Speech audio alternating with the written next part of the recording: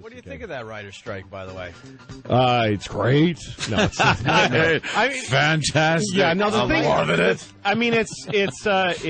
We should be on strike, but people that are into it are losing the point. Like, really? When the president of this guild announced we're striking, a bunch of people cheered. A strike is never a good thing. It's always bad. But people that are unemployed love strikes because then they get to do something instead of staying home. Oh, so there's some writers that weren't writing anyway. Yeah, they're like, yeah, something to do. Hey. And I can also schmooze with actually working writers on the picket line. They're networking. But here's the thing. To me, well, you don't want to hear about the strike, do you? It's so boring. Well, you're just trying to make it interesting for, like, the...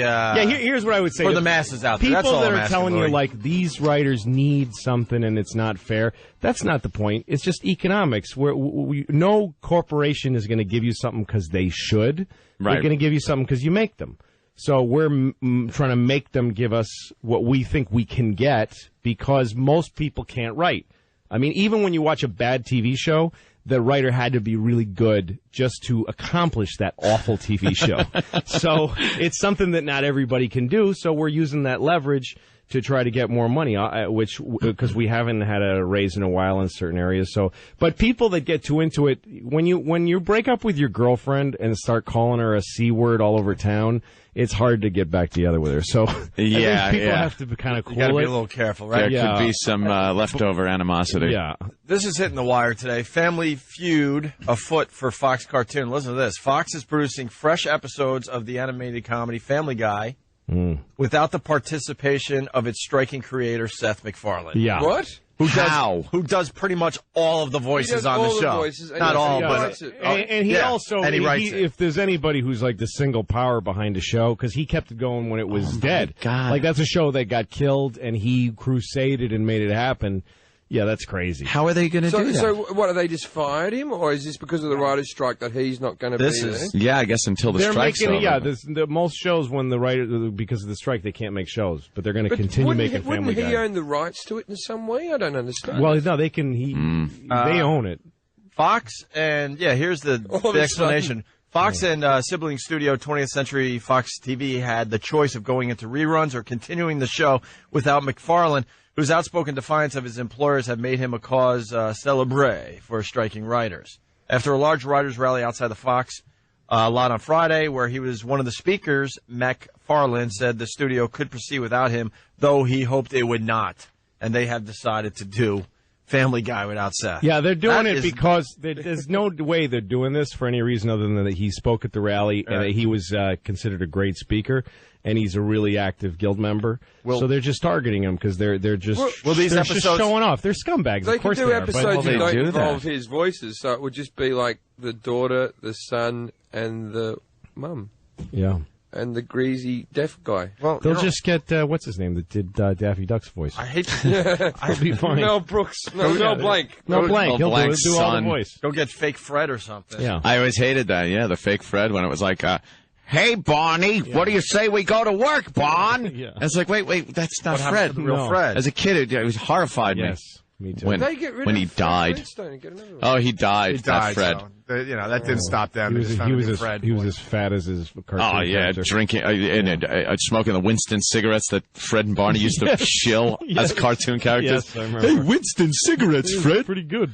Yeah, sitting back behind there. Sure is, Bon. And the cigarettes are always the size of their whole bodies for some reason. Yeah. Because cigarettes for cartoon are so tiny that it looks weird, so they had giant cigarettes or something. I don't know. That's a good idea. That's probably why. It's a good point. I was wondering. Yeah. Louis great at explaining things. Yeah. He really is. Like, I would wonder why would they be small. And Well, if you drew Fred Flintstone and put a cigarette in his hand, it's like a tiny little line. Like a Yeah, pebble. you'll never even see it. So somebody just said, make those bigger. How big? How do you this remember big. that, by the way? But, sir, that's the size of his whole body. But how do you remember that? Make Now the cigarettes bigger, idiot. Now we're looking at it on YouTube, and you're absolutely right. Yeah, the cigarettes are insanely long. They almost look like cigars. Yeah, like they're villains with long cigarettes. Yeah, like the penguin. Hey, and other... we don't know how look at small... that thing. We don't know how small they were. They were cavemen. Cavemen weren't as big as people are now. Through evolution, we've grown taller. Maybe in proportion, they are normal-sized cigarettes. That's true. And Barney was like 3'2". Yeah, right. Jim, but that's true. But the Winston Who was Company... doing the packaging? That's right. And R.J. Reynolds has been around that long, and they remember. Yeah, the caveman days. Yeah. Mm-hmm. I'm glad we sorted that out. Yeah. The other thing about the writer's strike, really fast, Ellen was supposed to do shows in New York. Yeah. Because she crossed the line. And she's not doing it now. And now she's not. She's staying in L.A. Oh, Why really? do you think that is? Because she knows the reception. She get his. Oh, they already said they're going to protest so outside where she's doing her And I shows. don't know. I have mixed feelings about it because I think part of it is, again, you can't really say F the companies because you're going to need to work with them again. So they just found somebody that said, it's her! Because she's not, she has nothing to, she's not, we're not negotiating with her. She's not keeping our residuals back. Is she wrong, She just reported to work. That's all she did. Reported to a job that she wasn't on strike for. Is she wrong to do it, or is she as a producer? It's complicated because Jay Leno is being a hero because his show is run by writers. Her show is up against shows that don't have writers. So, like, Jay goes off the air, so does Dave. Everybody's happy, and same with Jimmy Kimmel. But the shows that she's up against, Oprah, all those other shows, they don't have writers, so they can stay on the air. And her show is writer-driven. And also because it's syndicated. But, she kind of should not be working. Yeah, no kidding. Because when she complains about this is what would happen to my show, well, that's what everybody's risk is. Jay Leno's whole staff is getting fired. Yeah. Everybody's losing their jobs because of this. It's sacrifice. Wait, they're getting fired? But I don't think it's as simple as that. The thing is that Ellen is not a popular person. She's kind of a rotten, smelly, awful, she sucked when I met her. Is she not a nice lady? Idiot. She's. I wish we were on XM so I could describe her completely. Of course, but I can't. Wait, what have you heard? The FCC would not let her be accurately described. This is interesting. It would be like if a cop said who shot you and it was hard to be like, you got to take me off the air because I can't tell you. Jimmy met her in Vegas, so this is really interesting because he got the big blow off. She was doing something for XM, and we were out there for XM. So I was like, I'll walk up, and she's being filmed. I'm like, hey, I get my pictures with everybody. It's just what I do. You didn't get a picture with me. I've met you twice now. Yeah, but I'm too nervous to ask. Okay. So I walked up to Ellen, and I'm like, hey, I'm a comic. I'm also doing something with XM. I just wanted to get a quick picture. She's like, oh no, I can't. I'm in the middle of shooting, but she wasn't, and I wanted to spit in her face. Yeah, she's really I gave her a good trashing, if that's any consolation. Good for you. I know people that work for her as writers, and she's dope and mean to people. Oh, easy, Lou, on the language. Yeah, you know what I mean? Yeah, she's a spoil sport. She's a real ninny. She's a right rotter, isn't she? Yeah, she's a right rotter. Yeah, she's yes, most definitely. They went to commercial, I was reading recently, and she yelled at her writers, why did you write that for me?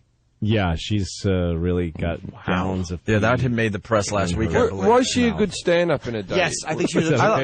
She was a good stand-up. Okay, she was fine. She was all right. I know she never made me laugh really, but because she's got that way about her. Being a leather. Well, no, not that one. Yeah, I don't. Who cares about that? But the fact that she has this sort of MO means that people pile it on. Yeah. So it's like, oh, look at her working. She shouldn't be working.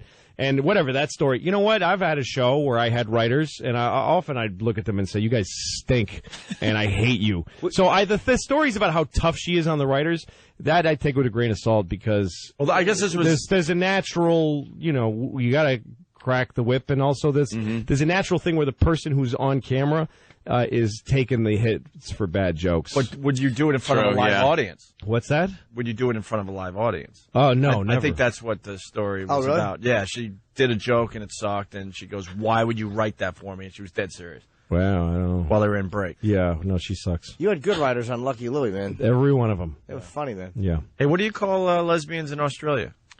Stiff tongues. Stiff tongues. Yeah. Wow. Stiff tongues. Interesting. Yeah. Do they always have? Are their tongues always stiff? Trouble there?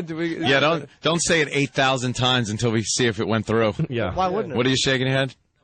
Oh, good. Okay. Yeah, you just can't describe, but just say stiff tongues. That's just a name. Yeah, not all Australians do. That just means me brother, really, but we're both Australians.